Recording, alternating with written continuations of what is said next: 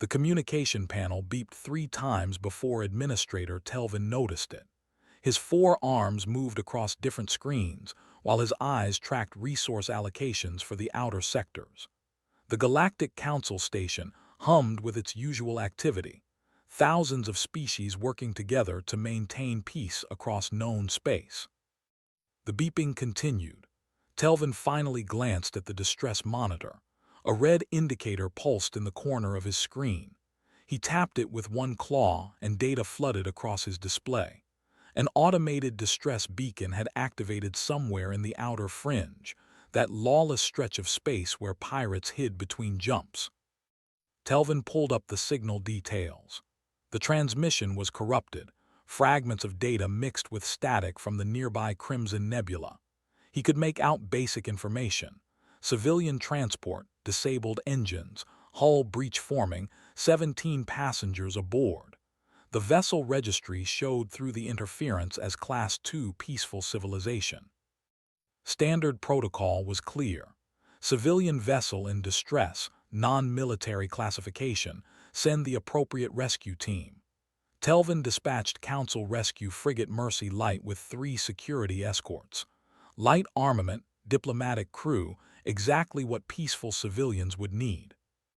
What Telvin did not see was the corruption in the data stream. The nebula radiation had scrambled critical information. The actual classification read Class 12 Deathworld origin, but those characters appeared on his screen as Class 2. The vessel registry showed Terran, but the letters twisted into something resembling Telvanni, a minor peaceful species from the inner sectors. Telvin confirmed the dispatch and returned to his resource reports. The rescue would reach the disabled ship in approximately 3 hours. Routine operation, nothing unusual. 50,000 kilometers away, pirate sensors picked up the same distress call. Captain Grivek lounged in his command chair, his scaled hide reflecting the dim lights of his converted cargo hauler. 7 ships under his command, all armed with weapons stripped from derelict military vessels. He ruled this section of the fringe through violence and fear. His communications officer played the intercepted transmission. Grivek listened to the garbled message, his eyes narrowing with interest. Disabled civilian ship, 17 passengers, minimal defenses. Then his officer intercepted the Council dispatch. 1 rescue frigate with light security escort. Grivek smiled, showing rows of sharp teeth. Easy prey. Raid the civilian transport, take their cargo and ransom the passengers, then ambush the Council rescue ship for its valuable medical supplies. 2 targets, 1 operation. He ordered his fleet to jump immediately. The transport ship Prairie Wind drifted silent against the backdrop of distant stars. Inside, the passengers moved through the corridors with purpose. The ship had struck an asteroid cluster during their jump, and the collision had sheared off their primary engine mounting. They were stuck until repairs could be completed or help arrived. Bate checked the engine compartment for the 3rd time. Her hands moved efficiently across the damaged systems, decades of training guiding her actions. She had served 20 years in the Terran Marine Corps before retiring to try farming on New Edmonton. Most of the other passengers shared similar backgrounds. Her husband Roy worked beside her, his quiet competence unchanged from their service days. They had sent the distress call 4 hours ago using the automated beacon. Standard procedure. Someone would respond eventually. Dr. Lin walked through the passenger area, checking on the families. She carried a medical scanner, though no one was seriously injured. The elderly couple, Grace and Robert, sat calmly reviewing their seed catalogs for the farm they planned to start. Grace had been a Navy corpsman for 2 decades. Robert had served in logistics. They knew how to wait without panicking. Patrick, a young father, kept his 2 children occupied with educational games on his datapad. He had been an artillery specialist before deciding he wanted his kids to grow up away from military life. His wife Sarah helped Bate with the engine repairs, her engineering background from the Navy proving useful. The ship held 17 people total. 14 of them were military veterans. They had chosen peaceful lives, but they remembered their training. Bate received an alert from the sensor array. 7 ships dropping out of jump space, surrounding them in combat formation. She studied the signatures. Converted civilian vessels, mismatched weapons, typical pirate configuration. She walked calmly to the communication station. The incoming transmission crackled with Grivak's voice. He spoke in broken universal common, making demands. Surrender immediately. Prepare to be boarded. Resistance would mean death for everyone aboard.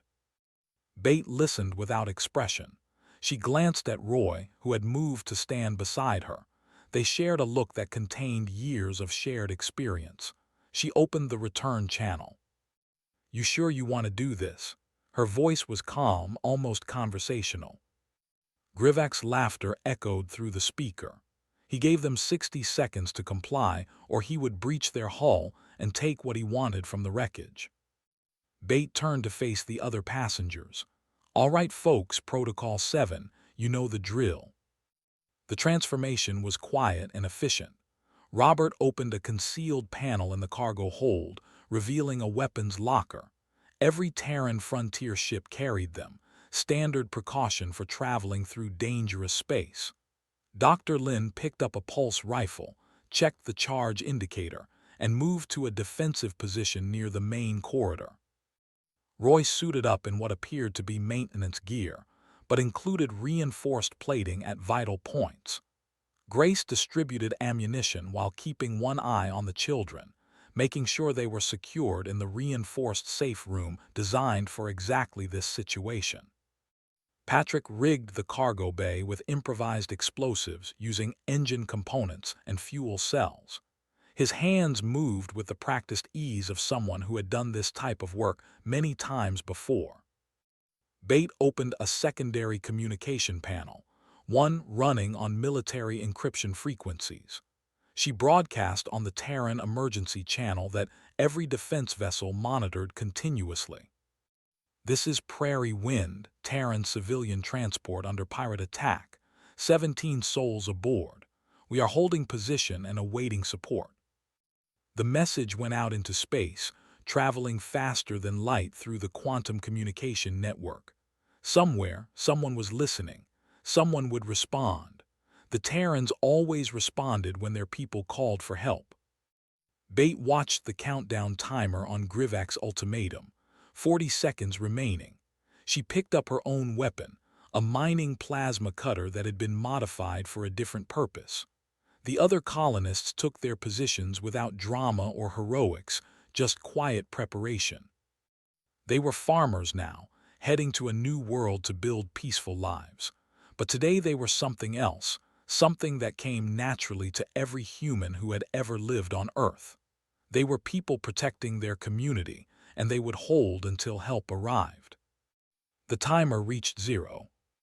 3 parsecs away, the bridge of TDF destroyer Steadfast operated with controlled intensity. Commander Walsh reviewed patrol reports when the emergency channel activated with Bates' transmission. Every head on the bridge turned toward the communication station. The officer repeated the message aloud. "Terran civilian transport under attack. 17 people." Walsh did not hesitate. "All ships combat speed. Authorization Sierra 7. His voice carried the weight of absolute certainty. Shepherd 4 patrol group consisted of 4 vessels. The destroyer Steadfast served as the command ship. 2 frigates, Vigilant and Resolute, provided fast attack capability. The assault carrier Guardian carried 200 Marines specifically trained for hostile boarding operations. Walsh opened the fleet-wide channel. "Listen carefully. These are not military personnel under attack. These are farmers, doctors, people going to plant crops and raise families. I want those pirates captured if possible, but our people come home safe. That is the only mission parameter that matters." The crew worked in silence, calculating jump coordinates and preparing weapons. No one questioned the response. This was what they did. This was why Shepherd patrols existed. Estimated arrival time, 42 minutes. Back at the Galactic Council station, a junior analyst named Prella sat at her workstation reviewing automated reports.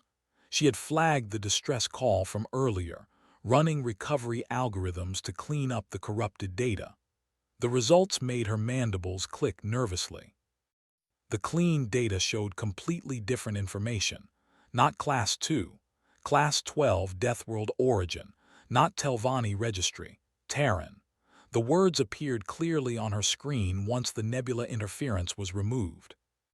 She tried to contact Administrator Telvin immediately, but he was in a council meeting with senior representatives. She left urgent messages, flagged the file as critical priority, and sent alerts to his personal communicator. Nothing worked. Meetings with council representatives required complete attention. Prella watched the timeline. The council rescue frigate Mercy Light was already halfway to the distress coordinates. She had no authority to recall the mission. She could only wait and hope Telvin checked his messages soon. Captain Yenith commanded the Mercy Light with gentle efficiency. His species, the Porthesians, believed strongly in helping others. He had rehearsed his first contact protocols during the journey, preparing to comfort frightened civilians and coordinate their rescue. His security chief, a cautious Rendali named Quart, reviewed the tactical situation. "Captain, this region has significant pirate activity. We should proceed with weapons ready." Yenith waved one feathered hand dismissively. "We are a council vessel, Quart. They would not dare attack us. The council's authority protects those who serve peace." Quart said nothing more but kept the security escorts in close formation. Something felt wrong about this situation, though he could not identify what. The Mercy Light dropped out of jump space at the distress coordinates. Yenith's pleasant expression vanished instantly. 7 armed vessels surrounded a damaged transport ship. Weapons fire had already scarred the transport's hull. This was no simple rescue. He opened general communication channels. "This is Galactic Council vessel Mercy Light. You are violating Code 47 by attacking a civilian vessel. Withdraw immediately or face council sanctions." Grivak's response came through with mocking laughter. "The council has no power in the fringe. Your sanctions mean nothing here. Leave or join them." Yenith tried reason, diplomacy, appeals to law and morality. Grivak ordered 2 of his ships to engage the council vessels. The rest maintained position around the Prairie Wind, preparing for boarding operations. The council's security escorts returned fire, but they carried light weapons designed for patrol duties, not combat. The pirate ships, crude as they were, mounted heavier guns. The battle went poorly from the start. Inside the Prairie Wind, Bate watched the new arrivals on her passive sensors. Roy reported quietly, "Council ship, light frigate class, they are trying to negotiate." Bate shook her head. They do not understand what they walked into. The pirate boarding parties reached the Prairie Wind's airlocks. Magnetic clamps attached with heavy thuds. Cutting torches began working through the outer doors. Bate gave quiet orders through her headset. "Let them start breaching. We hold interior advantage. Remember your training. Controlled fire, protect the safe room, wait for support." The colonists moved into position. Grace set up a triage station in the reinforced galley, medical supplies laid out with military precision. Patrick watched his improvised explosives, waiting for the right moment. Dr. Lin covered the main corridor with 2 others, their rifles aimed at the airlock. The first airlock door gave way. Pirates poured through, expecting frightened civilians. Patrick triggered the cargo bay charges.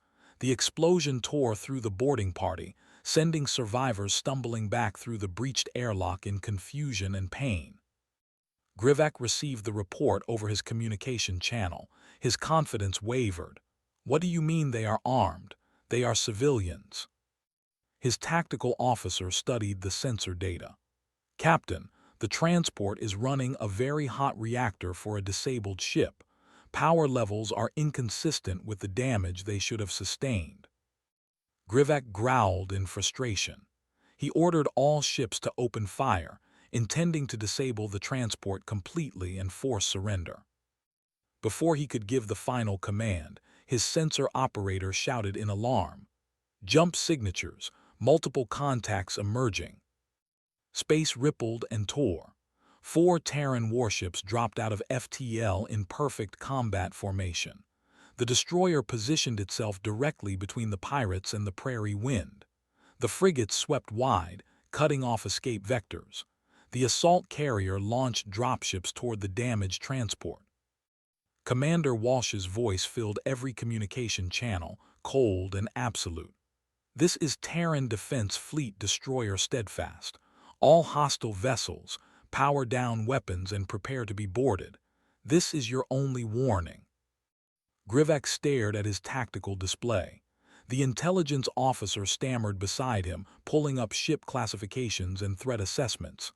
Captain, those are Deathworlders, Terrans. The transport was Terran. The color drained from Grivak's face as he understood the magnitude of his mistake. He had attacked Terran civilians. He had triggered the response of a Deathworlder military fleet. Walsh did not wait for surrender, weapons free.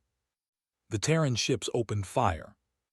The engagement lasted 90 seconds. That was all the time the Terran warships needed to eliminate the pirate threat. Frigate Vigilant fired first, its railgun accelerating a tungsten rod to a fraction of light speed. The projectile punched through a pirate vessel's engine section, detonating the reactor.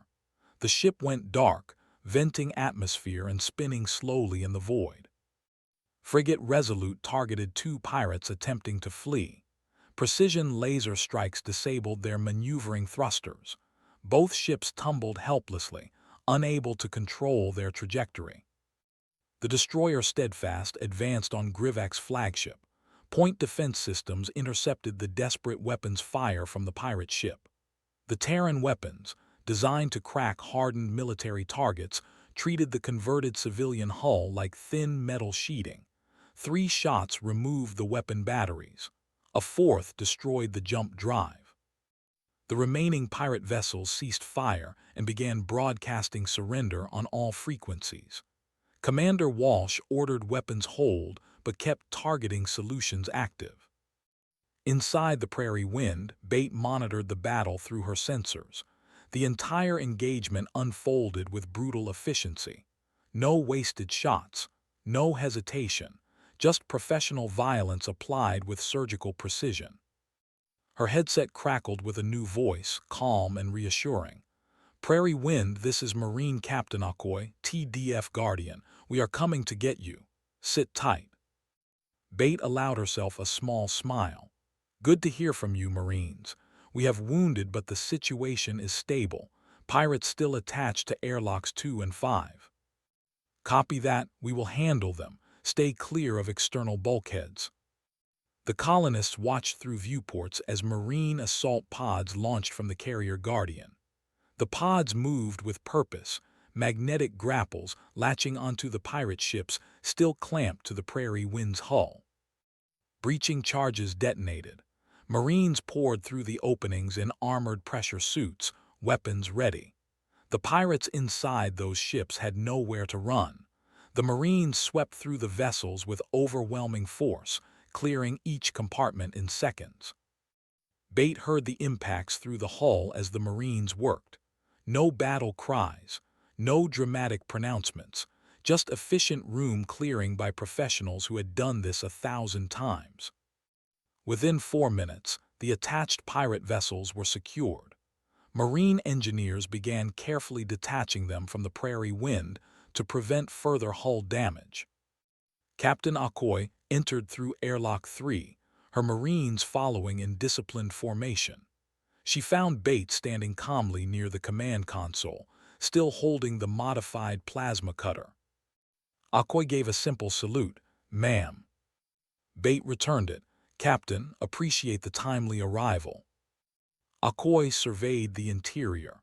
The colonists had maintained defensive positions throughout the engagement, protecting the safe room and covering all approaches. Medical supplies were organized in the galley. Weapons were held with proper discipline. She recognized military veterans when she saw them.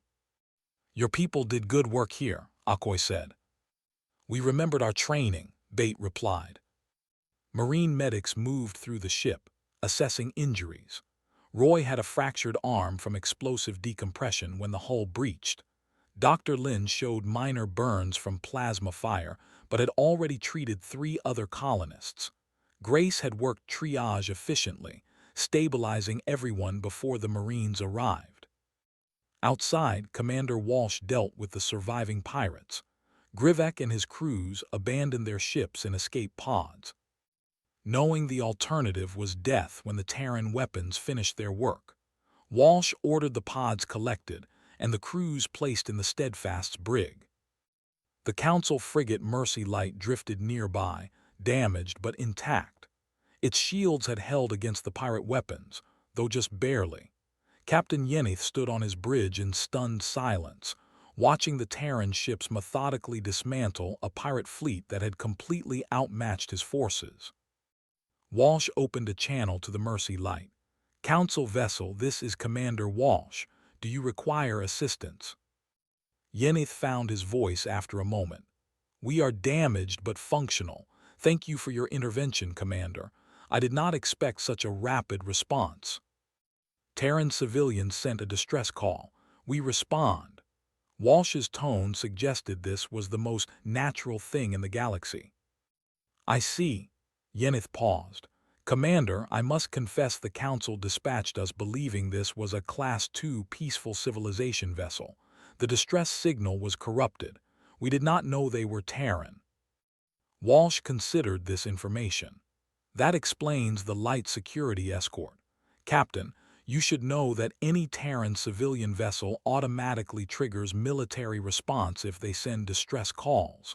We protect our people, even though they are not military personnel. Especially because they are not military personnel.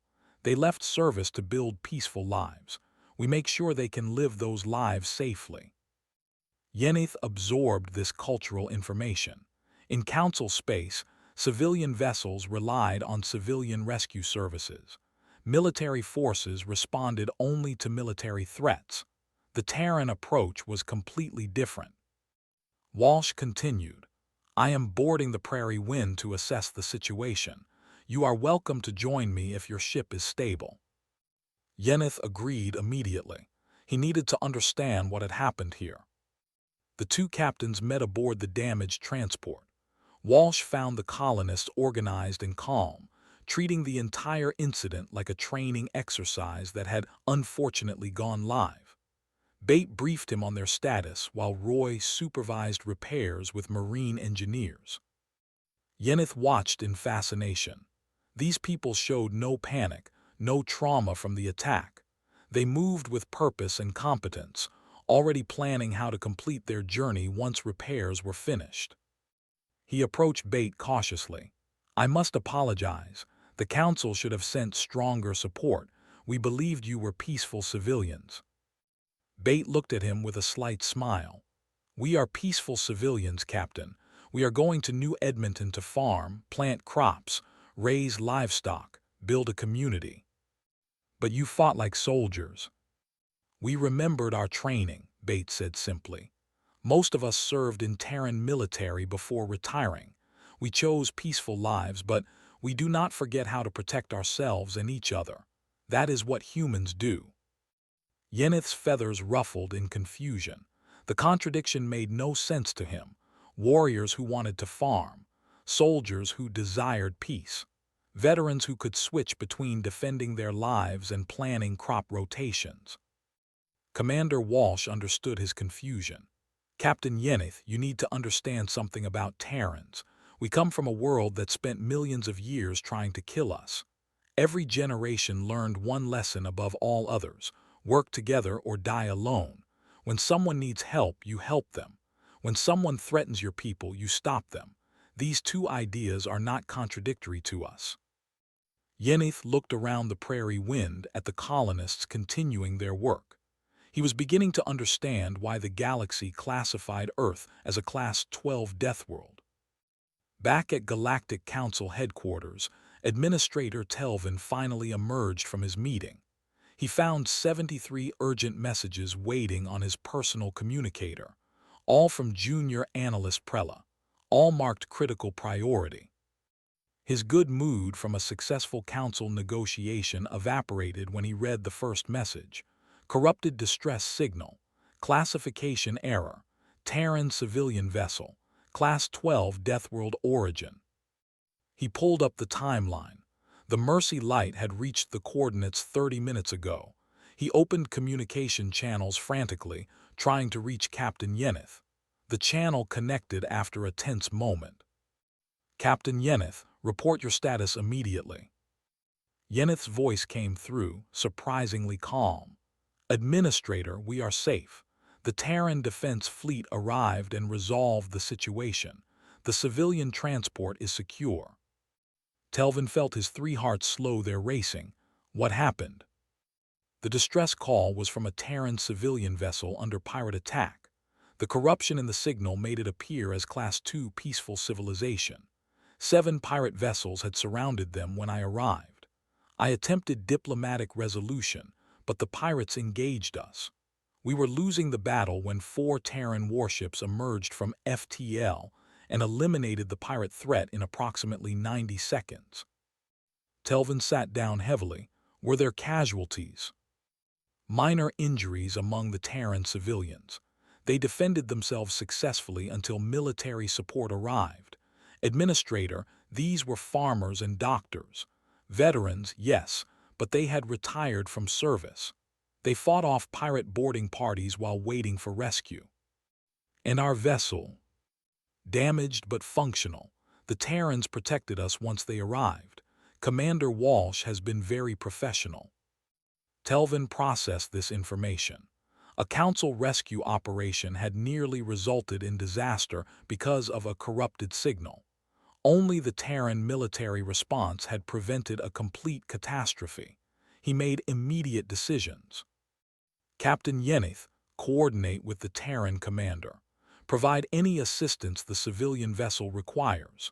I am initiating emergency protocol updates for all Terran civilian classifications. This will not happen again. He disconnected and called an emergency council session. This incident needed immediate attention. 3 days later, the Prairie Wind sat in space dock at Terran Station Harmony, undergoing full repairs. The colonists remained aboard because sitting idle was not in their nature. They helped the repair crews, offering suggestions based on their own experience with similar systems. Commander Walsh filed his after-action report in the station's military offices. The report was thorough and precise. 0 civilian casualties. Civilian vessel successfully defended position for 47 minutes against superior hostile force. Terran military response time, 42 minutes from distress call to engagement. Pirate fleet neutralized with minimal collateral damage. Recommended commendation for Prairie Wind passengers for exceptional composure under hostile action. The surviving pirates faced Terran military justice. Grivak stood in the courtroom, his scales looking dull under the harsh lights. The charges were read: piracy, attempted murder, assault on Terran civilians, violation of rescue beacon protocols. Judge Collins presided, her expression stern and unforgiving. She reviewed the evidence, which was overwhelming. Sensor logs, communication intercepts, testimony from the Prairie Wind passengers, the Council frigate's tactical recordings. Grivak tried to defend himself. We did not know they were Deathworlders. The signal said peaceful civilians, if we had known. Judge Collins interrupted him. You knew they were people sending a distress call. You knew they needed help.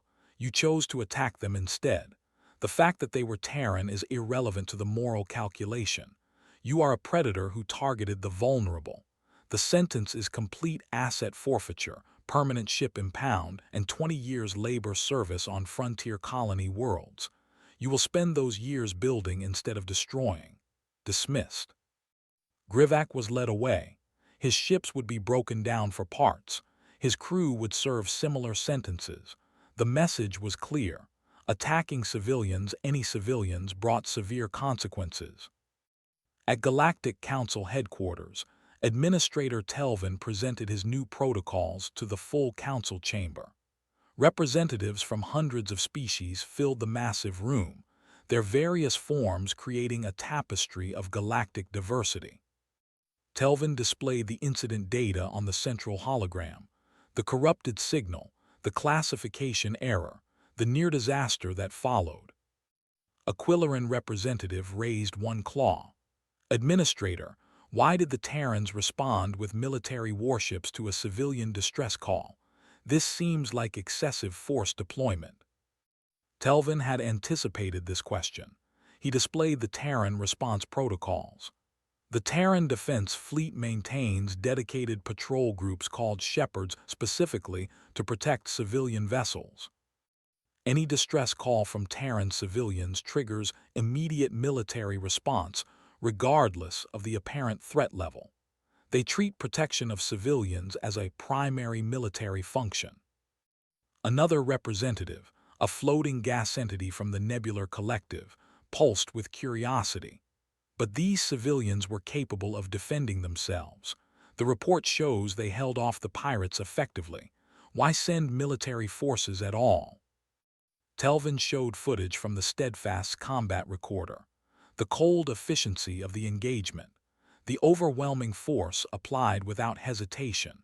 The Marines boarding the Prairie Wind with professional precision. The chamber fell silent as they watched. Telvin continued. The Terrans explained their philosophy to Captain Yeneth. They protect their civilians not because those civilians are helpless, but because they believe it is their duty. The phrase Commander Walsh used was, "We served so they could live in peace. Now we make sure they can." It is a cultural imperative that runs very deep in their society. A wise old Porthesian elder spoke from his position near the back. They are shepherds indeed, protecting the flock even though the flock has teeth of its own. Telvin nodded.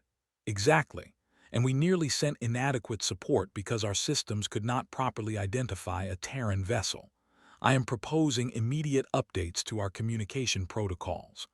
All Terran civilian vessels will be clearly marked with Deathworld origin classification. All distress calls from such vessels will automatically trigger alerts for appropriate response teams. We cannot afford another incident like this. The Council voted unanimously to approve the new protocols. The changes would be implemented across all Council space within 10 standard cycles. Junior analyst Prella watched the vote from her workstation. Her quick recognition of the error had been noted. She received a commendation and a promotion to senior analyst. Her new assignment, overseeing communication protocol updates for Deathworld origin vessels. She accepted the responsibility seriously. Next time a Terran sent a distress call, everyone would know exactly what they were dealing with. 6 days after the incident, the Prairie Wind completed repairs and prepared for departure. The Terran engineers had done excellent work, reinforcing the damaged sections and upgrading several systems as a courtesy. Commander Walsh visited one final time before the colonists resumed their journey. He found Bait in the cargo hold, supervising the reload of their farming equipment. Seeds, tools, livestock embryos in cryo-storage, everything needed to start a new agricultural settlement. Roy worked beside her, his fractured arm now in a proper medical brace. Commander, Bait acknowledged him with a nod. Come to see us off. Walsh smiled slightly. Wanted to make sure you were ready. New Edmonton is still frontier territory, could be more trouble ahead. We know, that is why most of us are veterans. Peaceful lives do not mean safe lives, not out on the edge of explored space. Walsh watched the other colonists working. Grace checked medical supplies while discussing grain varieties with Dr. Lin. Patrick taught his children basic emergency procedures, while his wife Sarah calibrated the navigation systems. Everyone moved with purpose and competence. Can I ask you something, Bate? Walsh kept his voice low. Why did you leave the service? You are clearly still connected to it. Bates set down the crate she was carrying and looked at him directly. Because, Commander, I served for 20 years so people could live in peace. I protected trade routes. I fought pirates. I stood watch while civilians slept safely. Eventually, I realized I wanted to be one of those civilians living that peaceful life I was protecting. She gestured around the cargo hold at the farming equipment. I want to plant crops and watch them grow. I want to raise livestock and see them thrive. I want to build a community with my neighbors where the hardest decision is what to plant in the spring. I earned that life, and so did everyone else on this ship. But you will never forget how to fight. No, we are human. We remember everything our ancestors learned about survival, but we choose when to use that knowledge. Today we fought because we had no choice. Tomorrow we go back to being farmers. That is not a contradiction, Commander. That is just being human. Walsh extended his hand. Bates shook it firmly, warrior to warrior, both understanding what the other had sacrificed and chosen. The Prairie Wind received clearance to depart 3 hours later. The ship lifted smoothly from the dock, its repaired engines running perfectly. The colonists strapped in for the jump to FTL, ready to complete the journey they had started weeks ago. As they entered jump space, Bate looked around at her fellow passengers. Grace was already reviewing seed catalogs, planning crop rotations. Patrick was teaching his kids basic mathematics using farming examples. Roy was reading a book about sustainable livestock management in low-gravity environments. They were going home. Not to Earth, but to New Edmonton, the place they would build into home through their own work and determination. The news of the incident spread through galactic communication networks. Terran civilian transport successfully defends against pirate attack. Terran military responds within an hour. Pirate fleet destroyed. The story carried different lessons for different species. Some saw it as proof that Deathworlders were inherently violent, unable to separate from their warrior nature even in civilian life. These species maintained their distance from human settlements, viewing them as potential threats. Others recognized the deeper truth. Humans valued peace precisely because they understood the cost of violence. They trained for war so they could live in peace. They remembered how to fight so they could choose not to fight. This paradox made them both dangerous and trustworthy in ways that confused many species. The Council distributed the updated protocols. Every Terran civilian vessel now carried enhanced identification markers. Communication systems automatically flagged distress calls from Deathworld origin ships. Response teams received briefings on appropriate support levels. The protocols included a specific note: Terran civilians may possess military training and capability. This does not indicate hostile intent. Approach rescue situations with full understanding that self-defense actions may already be in progress. Coordinate with Terran Defense Fleet for optimal response. Captain Yenith received the updated protocols at his personal terminal. He read them carefully, thinking about his experience with the Prairie Wind.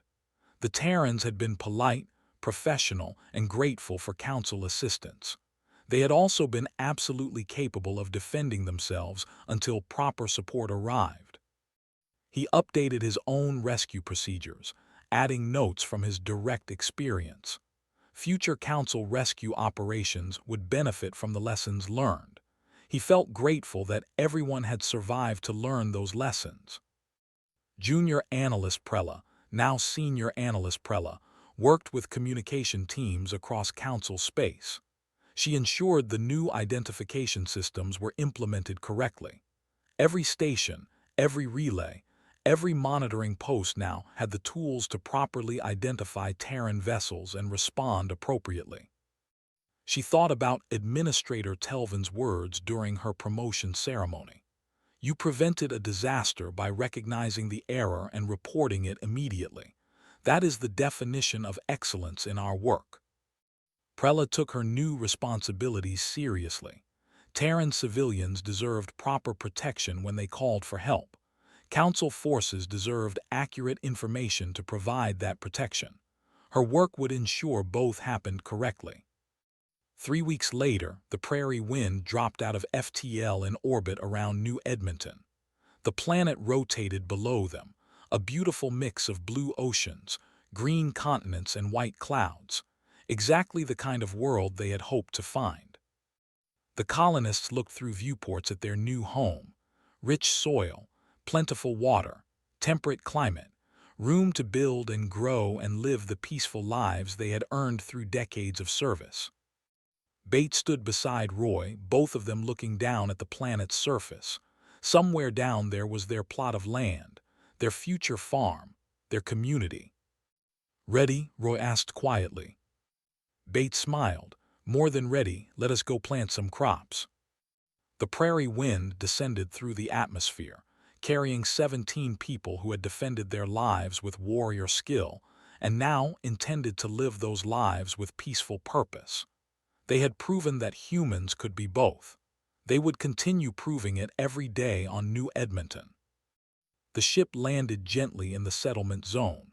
The colonists gathered their belongings and stepped out onto the soil of their new world. Grace knelt and ran her fingers through the dirt, nodding with satisfaction. Patrick's children ran through the grass, laughing with joy. Bate and Roy stood together, looking at the land stretching before them. Tomorrow they would start building.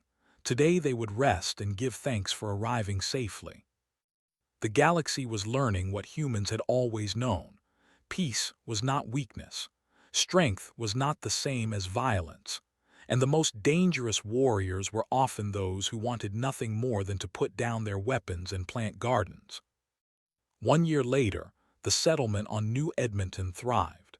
70 families now called the planet home, with more arriving every few months. The original 17 colonists from the Prairie Wind had become community leaders, their experience and competence making them natural guides for newcomers. Bate walked through fields of golden wheat, checking the crop health. The grain grew strong in New Edmonton's rich soil, better than projections had suggested. Roy worked on irrigation systems in the distance, his engineering skills applied to peaceful purposes. Their farm produced food for the growing settlement and seed stock for future planting. Grace ran the community medical clinic, training younger doctors in frontier medicine. Patrick taught children in the settlement school, his kids now helping other families adapt to their new home. Dr. Lin managed the agricultural research station, developing crop varieties suited to local conditions. The settlement had faced challenges: equipment failures, unexpected weather patterns, supply delays from off-world shipments, but no pirates, no violence, no attacks. The Terran Defense Fleet maintained regular patrols through the system, and word had spread through the criminal networks. Terran colonies were not profitable targets. On this particular morning, Bate received a communication from orbit. A Council diplomatic vessel requested permission to land. She granted it immediately, curious about the visit. The shuttle touched down near the main settlement hub. Ambassador Yentris, a senior Quillaran diplomat, emerged with a small delegation. Bate met them at the landing pad, joined by Roy and several other community leaders. Yentris offered the traditional Quillaran greeting, all 4 arms extended. Bate returned the gesture respectfully. "Welcome to New Edmonton, Ambassador.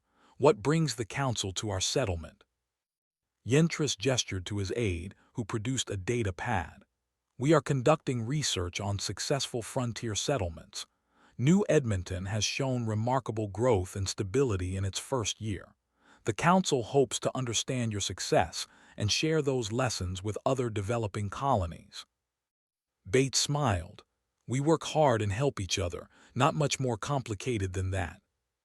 Perhaps you could show us around. We would appreciate seeing your operations." The tour lasted 3 hours. Yentris and his delegation observed the farms, the school, the medical clinic, the workshops, and repair facilities.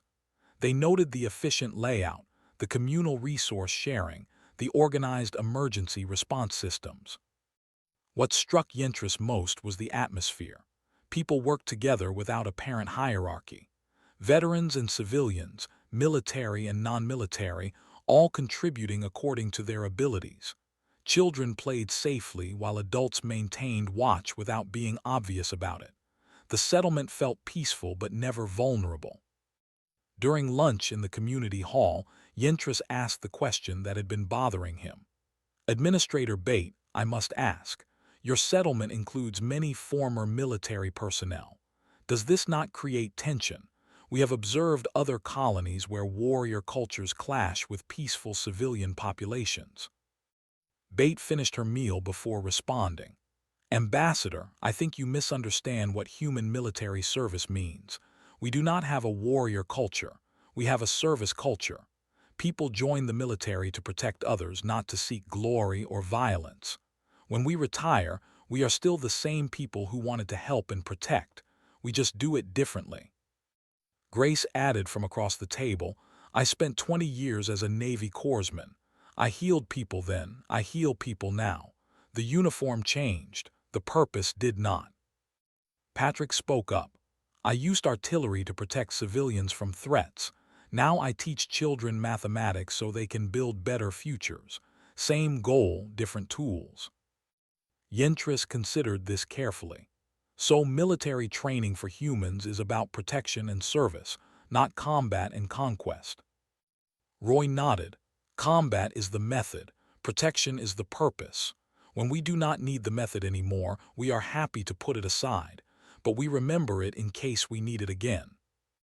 The delegation spent 2 more days on New Edmonton, interviewing settlers and observing daily life. They found a community built on cooperation, mutual support, and practical competence. The military background of many settlers provided useful skills for frontier challenges, but did not dominate the culture. Before departing, Yentris met with Bate one final time. Your settlement is remarkable. The council will recommend New Edmonton as a model for frontier development. You have proven that Terran civilians can build peaceful, productive communities even in challenging environments. Bate shook his hand. We appreciate the recognition, Ambassador, but we are just doing what humans have always done, working together to build something better than what we had before. The council delegation departed, carrying detailed reports about New Edmonton's success. Those reports would influence council policy on frontier settlements for decades to come. That evening, Bate sat on her porch with Roy, watching the sunset paint the sky in brilliant colors.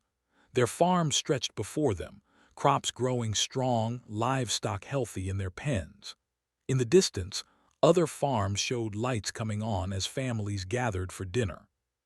Think the ambassador understood? Roy asked. Bate considered the question. Maybe. Or maybe he will keep wondering how warriors can be farmers. Some species never quite grasp that we are both because we choose to be both. Does it matter if they understand? Not really. We know who we are, we know what we are building. That is enough. Roy agreed. They sat in comfortable silence, watching their world grow dark as New Edmonton's 2 small moons rose over the horizon. Across the galaxy, other Terran colonies grew and thrived. Other retired veterans planted crops and raised families. Other communities built peaceful lives while remembering how to protect those lives if necessary. The pattern repeated on dozens of worlds, proving the same lesson over and over. Humans could be warriors when needed.